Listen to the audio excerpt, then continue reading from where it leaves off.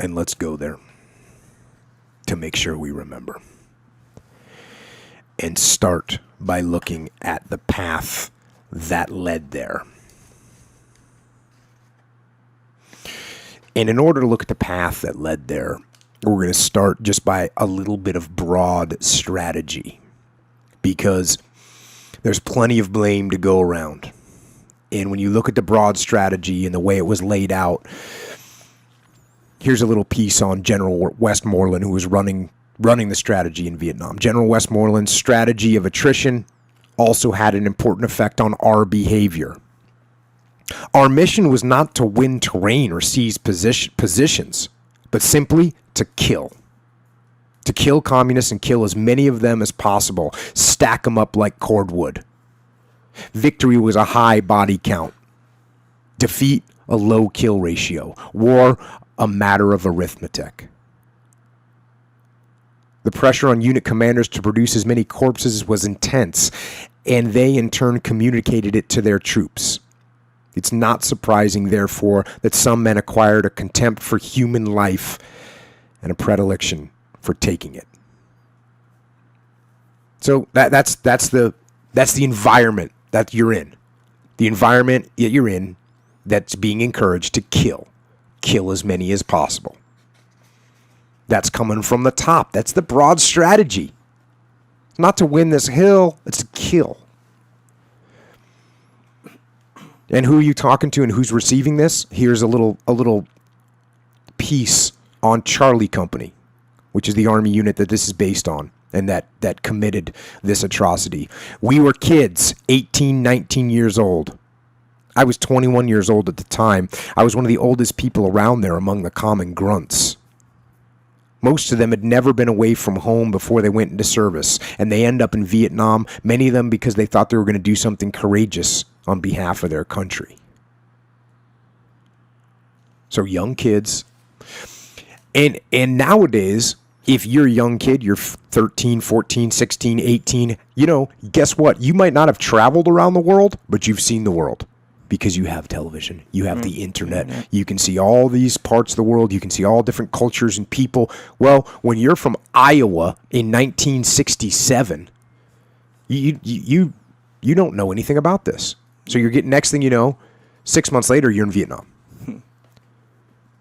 And here's a little bit of where you're going to get your attitude from.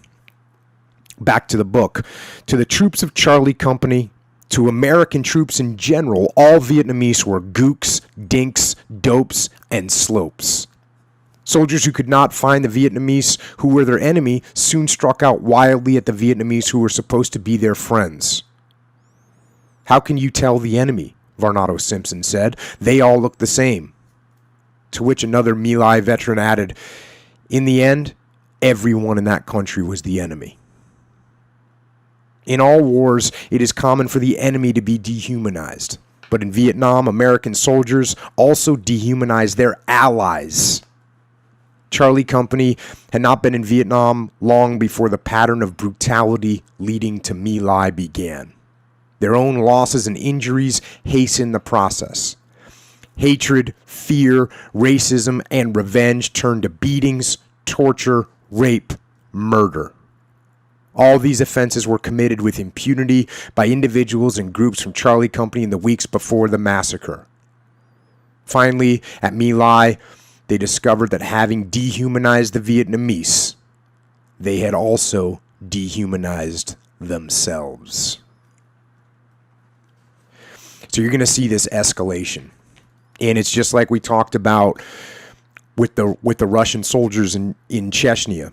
And how it starts when they don't shave. Yeah. And then they don't clean their weapon, and then they don't stand watch, and then the next thing you know, they're not doing their duty and they're being overrun. You're going to see a similar escalation here around lack of discipline, but it's in the way that they treat the local populace. And, I had one of my high school teachers was a Vietnam veteran. And when I was going to high school, the movie Platoon came out. Mm-hmm. And you can tell that the movie Platoon, the book we did, Platoon Leader by Jim McDonough, there's so many scenes in that book that you can tell Oliver North read that book and put some of those scenes in the movie. There's no doubt about it. I mean, there's even a character named Barnes in the book and in the movie. Well, Platoon also showed, a very it portrayed the Americans in a very rough light in many of the situations. And when I talked to one of my teachers in high school that was a Vietnam vet, and he just said, the thing that they didn't show very well, because they show the guys coming in and really beating people, killing people, burning villages. And what he said was, Jocko, we would walk around a village and one of our guys would hit a booby trap every day, every other day. And the villagers are out there walking on the same trails, but they're not getting blown up.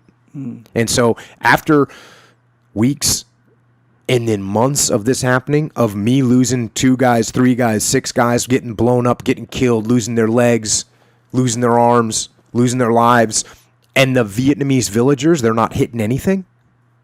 Eventually, in our minds, they become guilty. Now, when you have leadership that can explain and restrain and control, you can keep that stuff controlled. But when you have leadership that buys into that attitude, you end up in a very bad situation, which is where we're heading here in My Lai.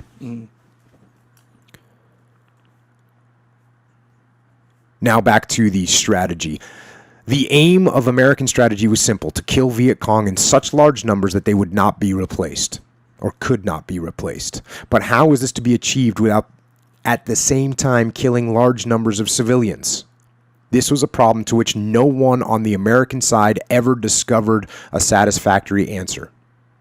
It was the biggest failure of the war. It was a failure magnified enormously by American strategic thinking. For Westmoreland, Vietnam was a war of attrition, a meat grinder, as they called it in the Pentagon. The object, he explained, was to bleed the North, to waken in the communist mind the notion that they were draining their population to the point of national disaster for generations to come. To achieve this goal and to win in a war of attrition, Americans had to kill Viet Cong fighters faster than the communists could replace them. As befits a great industrial power, the war was to be fought on an industrial scale. Westmoreland, like Patton before him, intended to construct a killing machine so formidable as to be irresistible. Its sheer size and power would pulverize the enemy into submission. So there you go. Once again, it's very clear what the goal was from a strategic level. Kill as many as you can. And this kind of spells out how determined they were to do that.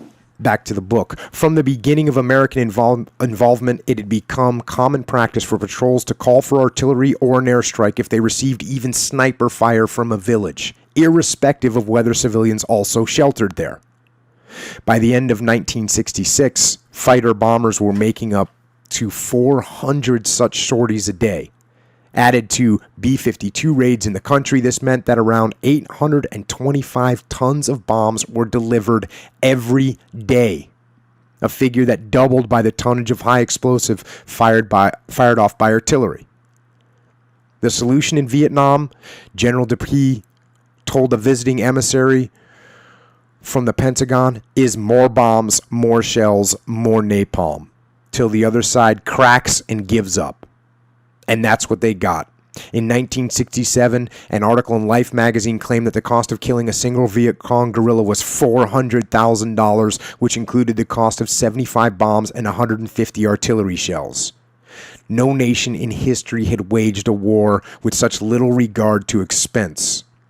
Only days before My Lai, Robert McNamara, the retiring Secretary of Defense, would remind an audience gathered to record his farewell from the Pentagon that more bombs had been dropped on Vietnam than on the whole of Europe during the whole of World War II. So that's crazy, especially for me, from my perspective, having been in the war in Iraq and having known guys that fought in Afghanistan. The this idea that they take sniper fire from a village and then call in airstrikes on the village is just something that would not happen. And you know, that's why when people frame America as being this power that just goes and crushes and kills all these civilians, I know for a fact it's not true. Yes, obviously it happened in Vietnam, but we go through great lengths. Almost sometimes, I'm telling you, almost sometimes absurd lengths to protect the civilian populace. In Iraq, in Afghanistan, I could bring so many people on here on this program, just SEALs, but I could bring anybody from all kinds of every branch of the military to come here and say, oh yeah, here's a situation. My guys were pinned down under fire. We tried to get bombs dropped on this building. No one would do it. We couldn't do it. We weren't allowed to do it. Yeah. And that's the reality today. And, you know, part of that is we've matured as a nation. Obviously, we see that's a problem. I mean, this is the way we should fight. Mm-hmm. You know, sometimes we go too far in one direction. This was obviously too far in the other direction. Mm-hmm.